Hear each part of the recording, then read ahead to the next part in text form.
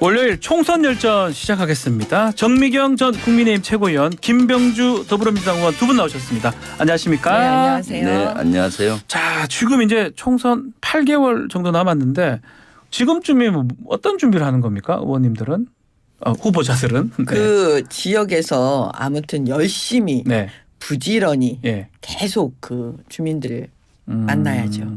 현역 의원이라면 조금 그런 게 좀 덜한데 이제 그 지역을 다져야 되는 입장이라면 지금부터 정말 열심히 해야 되겠네요. 네, 그렇습니다. 저 지역은 남양주 을 지역인데. 남양주 을 지역 네. 현역 의원 있지 않습니까? 네, 현역 의원 있죠. 그래서 예. 지금까지는 권리당원 신규 모집이 가장 키였고요. 예. 이제 7월 말에 마감이 됐습니다. 네. 그리고 이제 2단계로 음흠. 이제는 바닥을 뛰어다니면서 예. 많은 주민들을 만나야 됩니다. 아. 지금 도전자인데 도전자가 아주 불리하게 돼 있어요. 네. 도전자 항상 좀 불리하죠. 민주당에서는 예. 정보의 비대칭이라든가 여러 가지 예. 현수막 설치도 못하고 예. 뭐 진짜 불리하더라고요. 네. 지역구 의원도 하셨으니까 네. 이번에 어디 준비하는지 그리고 좀 알려주십시오. 어떻게 하는 게 좀 맞는지. 왜냐하면 지역구 하셨으니까. 네, 저는 예. 이제 양천갑이요. 예, 양천갑. 목동 쪽에. 지역이죠. 예. 예. 근데 그 방법은 딱 하나밖에 없어요. 뭐죠? 부지런하다. 그런 얘기는- 그다음에 겸손하다. 네. 부지런하고 겸손하다. 예, 이 두 단어가 아. 주민들 입에서 그냥 나와야 돼요. 예, 그러니까 현수막 이런 거에 너무 신경 쓰시지 말고요. 예. 계속 와 진짜 부지런. 아침에 새벽에 만났는데 저녁에 또 보내. 막 이런 얘기가 막 밖으로 네. 나오면 네 그러면서 성공입니다. 네. 근데 남양주을은 지금 수도권에서 가장 발전하는 도시라서 예. 거기에서는 저같이 추진력 있고 네. 비전 있는 사람을 원하더라고요. 거기서는 부지런한 것도 중요한데 네. 남양주 진저별내 오남을 통합 발전시킬 수 있는 네. 그러한 비전을 가진 사람을 원해서 네. 어떻게 통합된 발전 그리고 획기적으로 할 것이냐 그런 것도 주민들과 머리를 맞대고 고민하고 있습니다. 두 분 다 아니 그거는 사실 지역마다 이제 다 다른 그래요. 네. 입장이 다 다르죠. 왜냐면 예. 이제 우리 목동도 네. 사실 이제 지금 재건축이 거의 핵심이에요. 음. 이제 도시가 새롭게 도약을 지금 이제 해야 되는데 강남 서초를 뛰어넘는 그렇죠. 이제 그런 타이밍이 온 거예요. 근데 제가 이번에 되면 삼선이에요. 상임위원장을 하는. 가능하네요. 왜냐하면 짜장면도 삼선짜장, 그다음에 짬뽕도 삼선짬뽕이 제일 맛있는데 그러네. 국회도 그러네요. 삼선이 제일 좋아요. 왜냐면 상임위원장 때문에. 그래서 이 지금 현재 그 양천과 목동 발전에 정미경이 딱 필요한 시점이다. 저는 제가 이렇게 지금 홍보하고 있습니다. 홍보를 하고 계십니다. 이게 두 분 다 수도권이잖아요. 네. 근데 여야 모두 수도권 다 위기다 이렇게 얘기하는데 여당도 그렇게 생각하는 것 같고 야당도 생각하는 네. 것 같습니다. 어떻습니까? 그게 왜 그러냐면요. 그건 지표상으로도 확인이 되는데 지금 이 당도 싫고 저 당도 싫다라는 무당층 있잖아요. 네. 근데 이 무당층이 그러면은 투표를 안 할 거냐? 그렇진 않아요. 하겠죠. 근데 그분들이 지금 30%에서 35%. 그러니까 30%를 넘고 있어요. 네. 아주 오랜 시간 동안 예. 지금. 그러니까 과연 결과적으로 이 무당층 35% 30% 이상이 넘는 이분들이 네. 과연 어디에다가 표를 던질 것이냐. 이거에 의해서 지금 판가름이 나니까 수도권은 그렇다. 예, 양쪽 정당 다 마음을 못 놓는 거죠, 사실은. 영남 호남은 조금 뭐 그게 정해져 네. 있다고 하면 네. 수도권은 뭐 몇천 표 차이로 왔다 갔다 하니까 네, 이게 그렇죠. 참 그런 것 같습니다. 사실 내년 총선은 제가 봤을 때 윤석열 정부의 심판의 성격이 강하다고 봅니다. 또 이제 이러면 얘기 길어지시는데 이제 아주 얘기 그렇기 길어집니다. 때문에 좀 유리할 수는 있는데 예. 그럼에도 불구하고 선거는 늘 고개를 숙이고 해야 되기 때문에 더 열심히 해야 되겠죠. 알겠습니다. 네. 보통 이제 처음 치러지는 선거기 때문에요. 그다음에 윤석열 대통령 집권한 지가 지금 그래도 초반전이라 그렇죠. 그 보통 우리 대한민국 국민들께서는 그 정권의 힘을 실어줍니다. 그래서 저는 결과적으로는 유리할 거다 유리할 이렇게 것이다. 봅니다. 구도 말씀. 예. 자, 알겠습니다. 자, 본격적인 토론을 좀 해보겠습니다. 자, 주말에 있었던 한미일 정상회의 어떻게 보셨는지 뭐 대통령실 앞만 보고 달렸는데 세상에 맨 앞에 왔다. 이렇게 평가를 내렸더라고요. 네. 먼저 우리 정미경 최의원님부터 말씀 한번 들어볼까요? 죄송합니다. 예. 김병주 의원님 제가 보다가 그랬습니다. 네. 예. 저기 이번에 윤석열 대통령 머릿속 생각을 제가 한번 해봤어요. 그러면 지금 그 북핵이요. 네. 북한의 핵에 대해서 과연 우리가 어떻게 할 것이냐가 머릿속에 있으실 거예요. 그게 아마 그 초점일 텐데. 그러면 결과적으로 뭐냐면 그 한미 동맹 그러면 한일 관계도 사실은 올려놔야 되는 거예요. 네. 문재인 정권에서 이 한일 관계가 거의 망가진 상태였기 때문에 한일 관계를 올려놔야지 기본적으로 한미 관계도 튼튼해지잖아요. 네. 그러면 한미일 이 3국 간의 협력이 없이는 사실은 북핵의 그 위협에 대해서 가장 좋은 방법을 만들어내기는 되게 어렵다라고 보여지는 거죠. 네. 그래서 이번 회담이 굉장히 중요하다고 저는 보는 거예요. 왜 그러냐면 사실 지금 우리는 주한미군이 거의 이제 그 한강 이남으로 다 내려가지 않았습니까? 평택에 있습니다. 그렇죠. 예. 내려간 상태이기 때문에 북한의 유사시에 북한에 진짜 뭐 어떤 일이 벌어졌을 때 가장 먼저 우리를 도울 수 있는 나라가 미국입니다. 근데 그 미국의 전략 무기, 미군 기지가 유엔사 후방 기지라고 얘기는 하지만 미군 기지가 대부분 지금 어디에 가 있냐면 일본에 있어요. 주일. 네. 예, 7개의 그 기지가 지금 일본에 있는데 네. 거기에 전략 무기가 다 있어요. 다 아시는 그 핵 추진 항공모함도 거기 있고 네. 그다음에 그 유명한 뭐 전투기들이 다 있어요. 그러니까 그게 딱 뜨면 한두 시간 내에 북한을 딱 들어가는 거잖아요. 네. 그래서 제가 볼 때는 일본의 협조 없이 100%그 미군의 그 전략 무기가 우리를 위해서 쓰여질 거냐. 그래서 미국이 계속 우리에게 일본하고 잘 지내라 이런 거 아니겠습니까? 네. 그래서 이제 그런 의미에서 이번에 한미일은 완전히 성공적이다. 이렇게 보는 거죠. 김병주 의원이 이제 네. 뭐 제일 잘 아시잖아요. 네. 사실은 뭐 사실은 제가 네. 왜 그러냐면요. 전략자산 지금 얘기를 하셔가지고. 아니 왜 제가 왜 그러냐면 네. 제가 그 국방위원을 2번을 했어요. 예, 맞습니다. 그다음에 제가 야간에는 그것 때문에 그 국회의원 하면서 국방대학원을 공부를 다녔고요. 또 하셨군요. 그다음에 그 일본에 있는 기지 있잖아요. 유엔사 후방 네, 기지, 미군 네. 기지에 가서 그 전략 무기를 다 봤어요. 거의. 그렇기 때문에 사실 이 문제에 대해서 제가 뭐 그냥 다 잘한다. 예. 모르는 사람이라고 말하기에는 좀 그렇습니다. 자, 요 전략자산 일본 관련된 그거 포함해서 이번에 한미일 정상회담 평가 좀 해주십시오. 네, 일단 이번에 한미일 정상회담은 득보다 실이 많았다라고 저는 결론을 내리고 싶습니다. 왜냐하면은 실제 우리가 한미일 북중러 이런 구도가 점점 가시화되고 있어서 안보뿐만 아니라 경제까지 좀 더 위험에 빠뜨리고 있습니다. 네. 지금 우리는 남북한 북한의 핵미사일에 대응하면서도 주변국가 잘 지내야 되는데 이러한 한미일 북중러 구도는 동북아의 불안정성도 높이고 그다음에 북한을 비핵화시키고 평화체제를 만드는 데 있어서도 어려운 틀로 가고 있습니다. 그것뿐만 아니라 경제에도 바로 중국이 최대의 교역국 아닙니까? 예. 경제에도 지금 악영향을 미쳐서 적자가 지금 가중되고 있는데 점점 그럴 것 같습니다. 왜 이렇게 됐느냐? 윤석열 정부는 미국과 일본의 전략에 말려 들어간 거죠. 미국은 20년 동안 한미일 군사협력체제 강화를 꿈꿔왔어요. 그리고 진보 보수 정부 할 것 없이 줄기차게 요구했고요. 네. 그래서 미국은 왜 그랬느냐. 북한을 넘어서 중국을 견제하기 위해서는 한미일 군사협의체, 네. 안보협의체가 있으면 낫기 때문에 중국을 겨냥한 것이 사실은 더 큰 목적이었고요. 그러니까 국익이 우리와 다릅니다. 일본은 왜 한미일에 적극적이냐.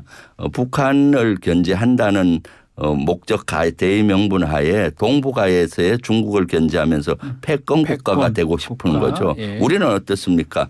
북한을 대응하면서 주변 국가 잘 지내서 주변 우리가 선진국으로 우뚝 서는 것이거든요. 그래서 진보 보수 정부 할 것 없이 한미 동맹을 기반으로 하되 주변국의 전략은 우리 독자적인 외교 국익 중심에 했는데 20년 동안 이러한 것을 지켜온 것이 하루아침에 무너지는 이러한 일이 생긴 것이죠. 네. 그러다 보니까 득보다 실이 많고 대단히 우리 안보와 경제를 위기로 몰고 가는 틀이 되었다라고 저는 정의하고 싶어요. 예. 그 말씀하십시오. 이 어떤 문제를 해결할 때는요. 이게 이렇게 됐을 때 어떤 결과가 초래됐나의 과거의 경험을 보면 돼요. 문재인 정권 5년을 좀 들여다보면은 네. 일본 관계 완전 망가졌습니다. 한일 관계. 그다음에 한미 동맹도요. 거의 형해화돼 버렸어요. 예. 완전히 속이 다 없어지는 그런 상황이 돼버렸어요. 그러면 중국과의 관계가 좋았나? 좋아야 되잖아요. 지금 민주당의 논리로 따지면. 근데 문재인 대통령 혼밥한 생각밖에 안 들어요. 중국 가서 홀대받고 혼밥하고. 그러니까 만약에 그 한미 동맹이 튼튼하고 나머지 뭐 중국의 눈치도 보고 막 그래. 말은 되게 좋은데 네. 한미 동맹이 그 철저하지 못했어요. 문재인 정권에서. 그렇잖아요. 그래서 제가 볼 때는 뭐냐면 결국 우리가 중국을 선택할 거냐 미국을 선택할 거냐 그러면 북핵이라는 게 있잖아요. 네. 결국은 미국을 선택할 수밖에 없어요. 미국을 선택하려면 미국이 원하는 일본과도 잘 지내야 되는 게 뭐 이거는 뭐 눈에 불 보듯이 뻔해요. 그다음에 그 문재인 정권 5년에서 이 일본과의 관계하고 미국과의 관계가 나빠졌을 때 어떤 일이 벌어졌냐면 이제 드디어 대만이 네. 미국의 눈에 들어옵니다. 그래서 대만과 일본과 미국의 삼각관계가 이제 더 만약에 뭉쳐지게 되면 네. 여기서 자연스럽게 대한민국이 배제가 되는 저는 사실 굉장히 그걸 걱정했거든요. 이제 그런 지점에 대해서 과연 우리는 어떻게 할 거냐. 그래서 제가 볼 때는 이번에 한미일 이 정상이 네. 만나서 이렇게 어떤 문제를 풀고 그다음에 그 북핵에 대비한 안보의 그런 관계를 한 단계 수준으로 업그레이드 시킨 부분에 대해서는 정말 국민들께 엄청난 선물이 됐다. 선물이 됐다. 네, 그렇게 네. 봅니다. 김병주 의원께서 네. 뭐 짧게 정리를 해주시면 네. 될 것 같습니다. 예. 정미경 의원님 장점 하나 얘기하면은 제 얘기는 하지 마세요. 유엔사 후방기지 7개 있다는 거 네. 아는 정치인들 많지 않은데 저도 사실은 국방위원회 깜짝 하셔 놀랐습니다. 그런지 아니 저는 갔어요 거기를. 유엔사 예, 예. 후방기지 7개 있다는 걸 정확히 아시는 것 대단하신 같고요. 아니 의원님 그렇지. 거기 다녀오셨어요? 저는 뭐 여러 번 갔죠. 저는 거기에 제일 사전적 전문가이죠. 아니 네. 전문가라도 네. 거기를 직접 네. 국방위원들이 네. 보통 한 번씩 가요. 네. 군인이시잖아요. 거기는 제가 그러니까. 한미연합사 부사령관이었어요. 그렇구나. 갈 수밖에 아이고, 죄송합니다. 갈 수밖에 그러면은 갈 수밖에 거기 없는 있는 자리였다. 부대들도 다 통제를 맞아, 맞아. 했던 네, 건데 네. 그런 측면에서는 제가 아주 그 군사 지식이 많구나 생각하고요. 네. 그런데 그 몇 가지 제가 좀 지적하고 싶은 것은 한일 관계가 문재인 정부에서부터 망가졌댔는데 한일 관계는 사실 이명박 정부에서부터 최악으로 갔어요. 네. 그리고 특히 그 박근혜 정부 해서 물론 문재인 정부에서도 좋은 관계는 유지하지 않았습니다. 그 원인은 일본에 있었죠. 일본이 과거사라든가 이런 거에 반성을 못하고 독도 영유권 주장하고 네. 그걸 일관돼 왔기 때문에 그랬던 것이고요. 그렇지만은 개선하기 위해서는 계속 노력했던 것이고 네. 한미 관계가 가장 좋았던 시점은 지금이 아니고 사실은 문재인 정부 때입니다. 아, 괜히 그렇습니까? 보수해서 뭐 한미 관계가 파탄났다 하는데 그 대표적인 것이 문재인 정부 끝날 때 보면은 한미 미사일 지침 규제를 완전히 해제했잖아요. 네. 그것은 완전한 신뢰 없이는 이룰 수 없는 것의 방증이었고요. 그리고 또 북한의 저렇게 말씀하시면 핵미사일을 안 되는데. 풀기 위해서 다시 한번 북한의 핵미사일을 드리겠습니다. 예. 풀기 위해서 문재인 대통령이 북미 정상회담도 중계를 하고 가장 활발히 했었지 않습니까? 네. 그리고 중국하고 관계도 풀기 위해 노력을 많이 했고요. 또 우리 당은 2달 전에 저도 욕먹을 각오로 네. 중국 관계를 풀어야 되기 때문에 민주당 의원이 갔잖아요. 네. 그 결과로 지금 단체 관광권을 중국이 풀었지 않습니까? 현 윤석열 정부가 못하는 것을 지금 민주당이 하고 있다라는 것이고요. 양안 문제라든가 또 저런 건데 그것은 전선을 확대하면 안 됩니다. 우리는 안보적으로 북한의 핵미사일 대응과 북한의 도발 대응에 포커스를 맞춰야 되는데 지금 한미일 안보 협의체를 하면서 전선이 늘어났어요. 대만 그 동중국해까지 이런 데서 만약에 분쟁이 일어난다면 우리가 휩쓸릴 수가 있거든요. 그것은 아주 미래 우리의 안보를 위기로 몰고 갈 수 있는 이런 것이죠. 네. 그래서 저는 한미일 정상회담은 덕보다 실이 훨씬 네. 많고 우리를 안보와 경제를 위기로 몰고 가고 있다라고 말씀드리고 싶죠. 정미경 최고위원님 이제 짧게 정리 좀 해주시고 이 주제 넘어가도록 아니 하겠습니다. 예. 문재인 정권 때 한미 동맹이 제일 튼튼했다 이렇게 얘기하면은 그걸 누가 그 믿겠어요. 부분 동의하기 어렵다 이 말씀이네요. 예. 아니, 그렇게 얘기하면 약간 코미디 같은 느낌, 코믹한 느낌이 들 정도인데요. 제가 볼 때는 인정을 하실 건 하셔야 된다고 봐요. 네. 아니 박근혜 대통령이 굉장히 어렵게 한 그 한일 간의 문제를 예. 갖다가 다 뒤집은 분이 문재인 대통령이에요. 그래서 문재인 정권 한일 문제하면 죽창가 들고 싸우자 막 이런 그 생각만 지금 드는 상황이 돼버렸잖아요. 네. 한일 관계가 망가진 거 다 인정하셔야지. 그다음에 한미동맹, 한미연합 군사훈련이 핵심 아닙니까? 예? 정보도 없고 훈련도 같이 하고. 근데 그 북한이 그거 그렇게 공격하고 하지 말라고 하니까 문재인 정권 어떻게 했습니까? 한미연합 군사훈련 거의 안 했어요. 네. 줄이고. 그래서 이런 거가 지금 다 그 문재인 정권 내에서 일어났던 일이기 때문에 저는 윤석열 대통령을 그 선택한 많은 네. 국민들께서 결과적으로 뭐냐면 그 이런 군사 부분이라든가 안보 부분에 대해서 좀 우리를 안심시켜 달라. 알겠습니다. 예, 이 뜻이라고 저는 봐요. 요 주제 요 정도로 하고요. 딱 한마디만 좀. 짧게, 사실 예. 한미동맹은 제가 문재인 정부 예. 1년 차, 2년 차에 한미연합사 연합 부사령관을 부사령관 했잖아요. 하셨으니까요. 예. 그때 브룩스도 어느 때보다도 한미동맹이 공고하다 했고 그때 훈련은 사실 그 트럼프 대통령이 그 북한과 관계 개선을 위해서 중지를 했던 적은 있어요. 그렇지만 그 하부적으로 여러 번 쪼개서 훈련을 알겠습니다. 하고 끊임없이 노력했고 그 이후에 코로나 때문에 제대로 못한 건데 마치 그것을 문재인 정부 알겠습니다. 탓하는 것은 한쪽만 보고 전체를 못 보는 거죠. 네. 자, 또 다른 군대 뭐 군대 얘기라고 해야 될 것 같은데요. 최수근 상병 사망 사건 관련해서 수사 외압 논란 두 번째 주제로 다뤄보겠습니다.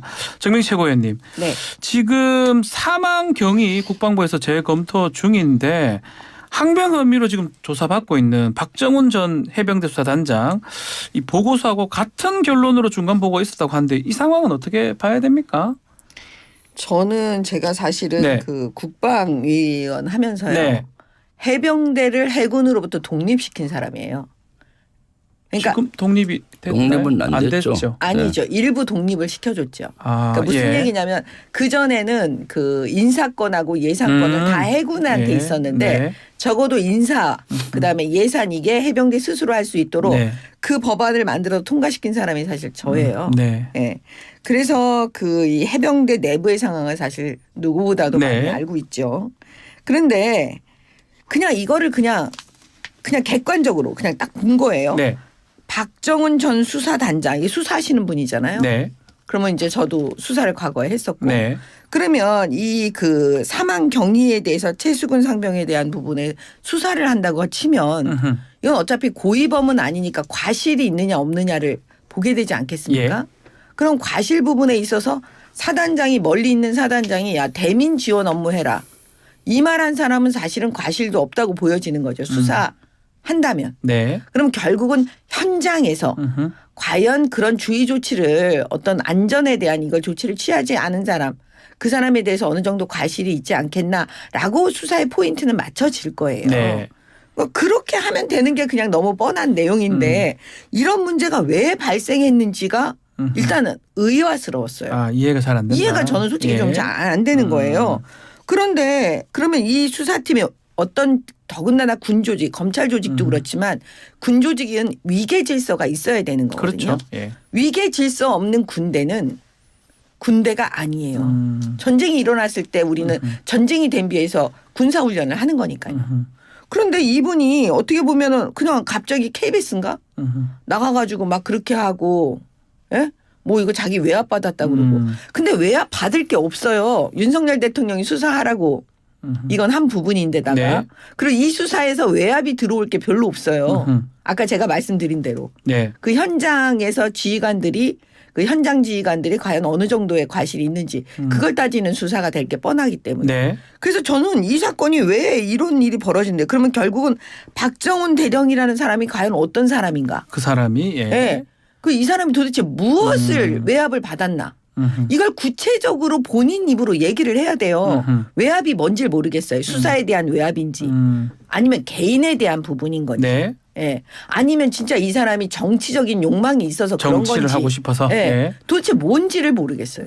자, 우리 김병주 네. 의원님도 뭐 군인 뭐 오늘 군대 얘기가 좀 네. 주제가 많다 보니까 자, 어떻게 보십니까? 위선 지시 뭐 논란까지 지금 되고 네, 있어요. 이것은 지금 항명이냐, 네. 해병대 수사단장이 항명이냐, 네. 또는 국방부 장관이나 해병대 사령관의 직권 남용이냐의 그런 문제로 문제다. 예. 지금 하잖아요. 네. 저는 이것은 거의 직권 남용으로 보여지는 것이고요. 그거 넘어서 이것은 국기 문란 사건이면서 군의 지휘 체제와 또는 군 기강이 문란한 사건이라고 봐요. 군은 군도 일사불란한 지휘 체제를 유지해야 돼요. 그렇지만은 법 규정 테두리 내에서 해야 되는 겁니다. 해병대 수사단장은 법과 규정에 따라서 그리고 대통령께서 엄격히 수사하라는 그 지시에 따라서 엄격히 수사했고 그것을 경찰에 이첩하겠다는 것을 장관까지 서면으로 결재받고 법과 규정에 따라서 했는데 국방부에서는 축소 은폐하려는 여러 가지 외압을 행사를 하다 보니까 했던 그런 정황들이 나타나잖아요. 그래서 그런 압박을 였는데도 불구하고 법과 규정대로 하니까 이것을 항명대로 걸었던 것이거든요. 그렇기 때문에 이것은 명명백백히 밝혀야 된다. 그래서 지난주에도 국방위를 열어서 밝히려고 했는데 국민의힘 당과 정부 측이 나오질 않았어요. 그래서 반쪽밖에 못한 거죠. 뭔가 숨기려는 것이 많은 거죠. 이것은 진짜로 바로 잡지 않으면은 군대 지휘 체제를 바로 잡아야 되는 이런 문제라고 보여집니다. 이것은 너무나 어이없는 것이죠. 만약에 항명이라고 하면은 저는 국방부 장관이나 그 사람이 항명일 수가 있어요. 왜냐 대통령께서 엄정히 수사하라고 지시를 한 거예요. 그런데 엄정히 수사했는데 지금 국방부나 국방부 차관, 법무관리관 이런 사람들이 축소하라, 은폐하라, 보류하라 이런 정황들이 나오잖아요. 오히려 수사를 방해하고 직권 남용하고 외압한 이런 증거들이 속속 나오기 때문에 이것은 이번에 국방위에서 따져봐야 되고 그러면 왜 장관이 결재까지 하고도 하루아침에 바꿨느냐. 거기 누구냐가 가장 관건인 것 같아요. 중요하다. 그것은 저는 국가안보실과 그 윗선이 개입됐을 가능성이 많다. 그래서 오늘 국방위에서 그걸 따져 물을 예정입니다. 지금처럼 대통령 안보실보다 더 윗선 이렇게 얘기하면서 특검밖에 방법이 없다고 민주당은 얘기를 하는 것 같습니다. 지금 민주당이 얘기하시는 거 그다음에 오늘 김병주 말씀이 하시는 거 보세요. 구체적인 게 없어요. 법과 규정만 계속 얘기하고 있어요. 그럼 어떤 법 어떤 규정 이걸 전혀 얘기를 못해요 지금 민주당은. 그다음에 축소 법과 규정 제 얘기 끝나고 얘기했어요. 그다음에 축소 은폐 이렇게만 얘기를 해요. 뭘 축소했는지 뭘 은폐했는지가 안 나와요 지금. 제가 어젯밤에 언론을 다 뒤졌어요. 근데 그 구체적인 게 안 나와요. 그다음에 뭔가 숨기려고 한다. 이렇게만 말하지 그 뭔가를 말을 안 해줘요. 뭐를 숨기려고 했는지가 안 나와요. 그다음에 또 말씀하시는 중에 어이가 없다. 그냥 다 추상적인 단어라니까요. 어이가 없다.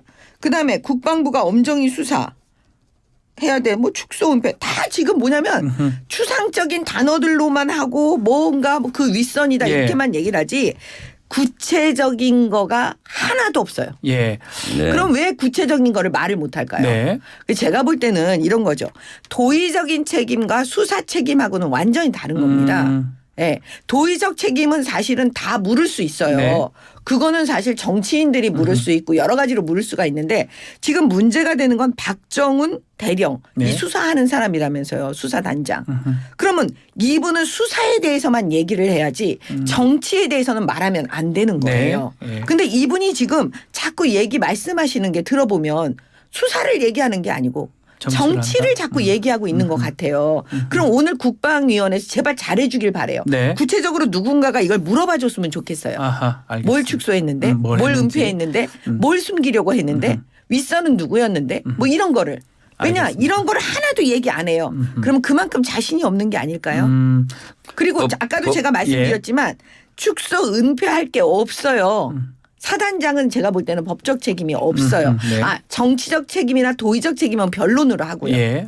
자, 법과 마무리 규정, 이제 좀 될 것 법과 같습니다. 규정이 없었다, 구체적인 게 없었다는데 추상적이라는데 군사경찰 직무법 시행령 7조에 의하면은 군사경찰을 지휘하는 부대장은 수사의 공정성을 보장하기 위해서 독립성을 보장해야 된다고 나와 있어요. 이미 수사단장이 보고한 그 수사 기록을 경찰에 이첩하잖아요. 그런데 국방부에서는 그 이첩에 가는 자료에서 혐의 사실을 뺐으면 좋겠다. 예. 또는 특정인을 뺐으면 좋겠다. 이렇게 자꾸 했던 정황들이 나와요. 그런 게 이제 그것이 직권남용이다? 독립성을 훼손하는 거고 직권남용인 것이고요. 외압의 증거도 이것은 예를 들어 보류하라고 했는데 지시를 안 해서 네. 지시를 안 받아서 항명죄로 했다고 하지 않습니까? 네. 지시를 심플합니다. 군대선 장관이 지시하고 해병대 사령관한테 네. 문서로 한 장 장관 지시사항 보류할 것 했으면 됐는데 네. 이것이 본인들도 직권남용의 여지가 있는지를 알 거예요. 그래서 의도를 전달해서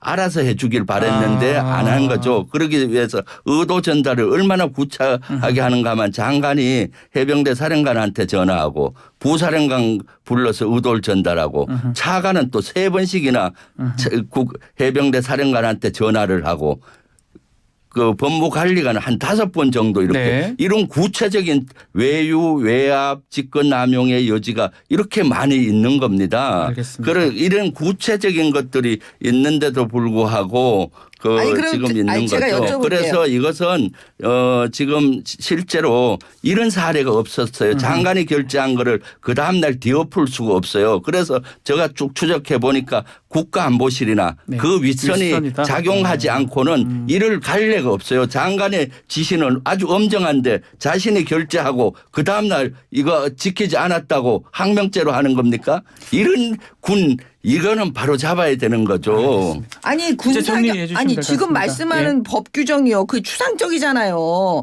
공정성, 독립성 다 추상적이잖아요. 아니 당연히 그럼 수사하는 사람 동급부대에서 아니 제 얘기 끝나고 왔어요. 잠깐만요. 여태까지 법무관리관이 기다렸는데. 네. 동급부대에서 조언을 했다면 조언인데 알겠습니다. 해병대 상급부대인 국방부의 법무관리관은 국방부 장관의 법무참모예요. 그렇죠. 법무참모인 법무관리관이 얘기하면 국방부 장관의 뜻으로 비춰지고 알겠습니다. 그것이야말로 외유고 외압인 것이죠. 이런 것들이 구체한 정황들이기 때문에 국방위에서 정확히 해야 되는데 오늘 뭐 국방위 분명히 다룬다고 국방위에 하니까요. 수사단장이나 해병대 사령관 요구했는데 예. 안 올 확률이 있어요. 아니, 은폐 혼자서 다 축포하고 저렇게 싶어서 그런 얘기하시면 거지. 돼요. 정민 최고님 네. 시간 네. 얼마 안 남았어요. 아니, 이제 마무리 좀 해주시면 좋을 것 같습니다. 공정성, 독립성 그게 무슨 네. 법 규정 지금 그거 물어보는 거 아니잖아요. 그걸 몰라서 물어보겠어요. 지금 말씀하신 대로 특정인을 뺐으면 음흠.